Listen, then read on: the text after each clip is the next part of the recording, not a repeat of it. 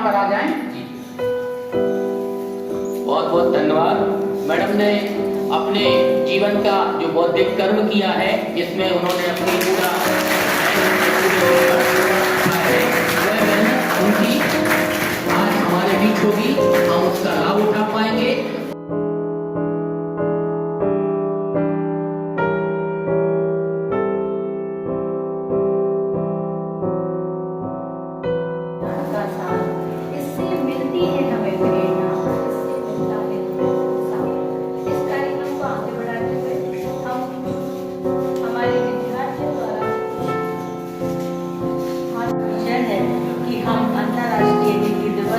उपलक्ष्य में यहाँ एकत्रित हुए हैं। हम लोग हिंदी विभाग में हैं, तो हम सभी का कर्तव्य है कि हम हिंदी दिवस मनाएं और विश्व हिंदी दिवस भी मनाएं, क्योंकि हिंदी वास्तव में, अभी आपने सुना डॉक्टर रंजना मिश्रा मैडम ने हिंदी के माध्यम से इस सभागार में कितना आनंदमय वातावरण बना दिया। हिंदी हमारी बहुत ही सरल, सहज, बोधगम्य और ग्राह्य भाषा है। एक छोटी सी पंक्तियां हैं। बिहरो बिहारी की बिहार वाटिका में चाहे, बिहरो बिहारी की बिहार वाटिका में चाहे, सूर्य की कुटी में बैठ आसन जमाइए, तुलसी के आंगन में, तुलसी के आंगन में किलोल कीजिएगा चाहे, भूषण की सेना के सिपाही बन जाइए। अन्य भाषा भाषियों, अन्य भाषा भाषियों, मिलेगा मन माना सुख, हिंदी के हिड़ोले में जरा तो बैठ जाइए, हिंदी के हिड़ोले में जरा तो बैठ जाइए। 14 सितंबर 1949 को हिंदी देश की राजभाषा बनी। तभी से हमारी हिंदी ने विश्व में परचम फहराना प्रारंभ कर दिया और आज देश विश्व में 130 देशों में हिंदी पढ़ाई जा रही है। हिंदी दूसरे स्थान पर है विश्व में। आप समझ सकते हैं कि हमारी हिंदी भाषा ने कितने विदेशियों को आकर्षित किया है। हिंदी, अभी अगर आपको इसका अंदाजा लगाना है तो आप केंद्रीय हिंदी संस्थान आगरा चले जाइए, जहां पर कम से कम 70 देशों के विद्यार्थी हिंदी का प्रशिक्षण ले रहे हैं। मतलब हम ही विदेश में नहीं जाते हैं, विदेशों से भी हिंदी सीखने के लिए लोग आ रहे हैं। हिंदी हमारी बहुत समृद्ध भाषा है। हिंदी में जो केंद्रोन्मुखता का गुण है वो किसी भाषा में आपको नहीं मिलेगा। हिंदी बीच में है, केंद्र में है। अवधी भाषा ले लीजिए, ब्रज भाषा ले लीजिए, बुंदेली ले लीजिए, भोजपुरी ले लीजिए, ये सब हिंदी की ही सहोदराएं हैं और हिंदी को समृद्ध करने के लिए अपना योगदान दे रही हैं। तो हमारा आज इस कार्यक्रम के माध्यम से मैं हिंदी विभाग को बहुत बहुत धन्यवाद और बधाई देना चाहती हूँ कि उन्होंने आज विश्व हिंदी दिवस के अवसर पर हमारे विद्यार्थियों को प्रोत्साहित किया।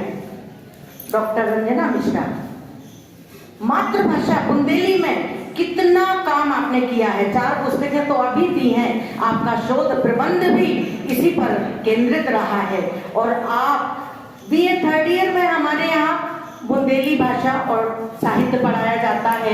MA में भी इस साल से हमने बुंदेली भाषा और साहित्य प्रारंभ किया है। हम जब तक अपनी माँ को नहीं जानेंगे तब तक हम कुछ नहीं जान सकते। इसलिए हम सबका दायित्व है कि हम बुंदेली भाषा बोलें, सुने और आसपास इतना शानदार वातावरण बनाएं कि लोग उस बुंदेली के माधुर्य को, बुंदेली के लालित्य को आत्मसात करें, सीखें और हमारी मातृभाषा जन जन की भाषा बने। ऐसा प्रयास हम सबको करना चाहिए। अभी राणा सुंदर जी कह रहे थे कि बुंदेली हिंदी कितनी भाषा अच्छी है और विश्व हिंदी दिवस कब मनाया गया था, कैसे विश्व स्तर पर हमारी हिंदी की पहुंच हुई। और निश्चित रूप से हिंदी में जो सहजता और सरलता है वो आपको किसी भाषा में नहीं मिलेगा। हमारी स्थिति बिल्कुल ऐसी है कि हम खूब समृद्ध हैं। हिंदी इतनी समृद्ध है, इतनी सारी भाषाओं को मिला करके हिंदी का शब्द भंडार अपरिमेय, इतनी समृद्ध हिंदी होते हुए भी हमारी स्थिति कैसी है कि हम चंद विदेशी शब्दों के लिए हम अंग्रेजी का प्रयोग करते हैं। अरे आप हिंदी बोल के तो देखिए।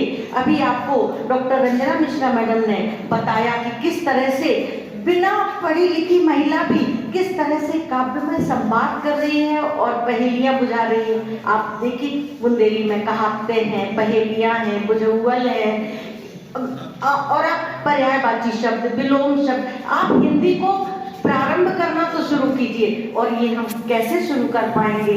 हम अपने विद्यार्थियों से कहते हैं कि आप सब शुद्ध हिंदी लिखें, शुद्ध हिंदी पढ़ें। हमारी वाचिक संपदा, हमारी 64 कलाएं हैं। 64 कलाओं में बोलना भी एक कला है, लिखना भी एक कला है। हम अच्छे शब्द लिखें। किस बर्तनी हमारी कितनी सुंदर हो। पहले हमारे जो पितृपुरुष हैं वो इस तरफ ध्यान आकृष्ट कराते थे कि आपका उच्चारण सही होना चाहिए, वाचन सही होना चाहिए। काव्य का वाचन यूं ही नहीं हो जाता है, उसके लिए अभ्यास की आवश्यकता होती है। जब तक हम अभ्यास नहीं करेंगे तो हम कैसे सीख पाएंगे? हम हिंदी का व्याकरण जानें, हम शुद्ध हिंदी बोलें। तो आज इस अवसर पर मैं डॉक्टर राणा कुंजन और doctor Ranjana Mishra madam, doctor Vasundhara Gupta और सभी को मैं बहुत बहुत धन्यवाद देती हूँ। मंच पर विराजमान हमारे वरिष्ठ प्राध्यापक, जिनका परिचय अभी मिश्रा मैडम ने दिया, कि आप जिनकी पुत्री हैं वो हमारे गुरु रहे, हम सबके गुरु रहे। उन्होंने हमको पढ़ाया है, सिखाया है। आज हम इस काबिल बने हैं कि हिंदी का परचम फहरा सके।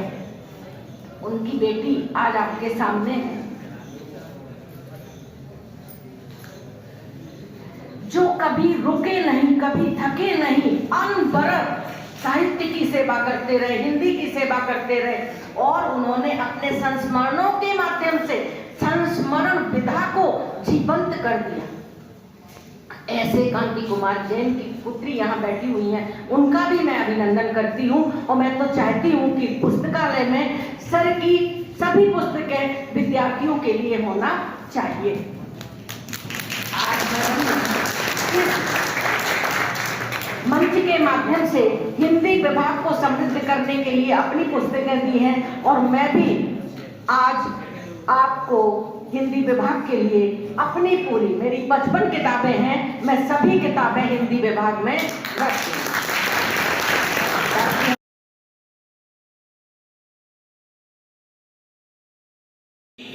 जन्म भूमि और तीसरी माँ कौन है? मातृभाषा। तो ना तो आप अपनी जननी का कभी कर्ज उतार पाएंगे, ना ही आप अपनी जन्मभूमि का कभी कर्ज उतार पाएंगे। यदि आप कर्ज उतार पाएंगे तो अपनी मातृभाषा का कर्ज उतारने की कोशिश कर सकते हैं। और वो कोशिश आपके द्वारा, आप सोचेंगे कैसे होगी, तो वो कोशिश होगी आपके द्वारा उसका प्रचार प्रसार करके।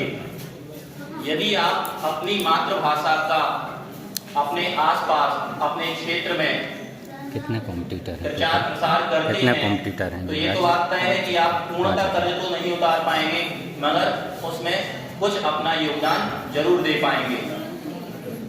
बहुत से विद्यार्थी ऐसे हैं जिनको बोलने में या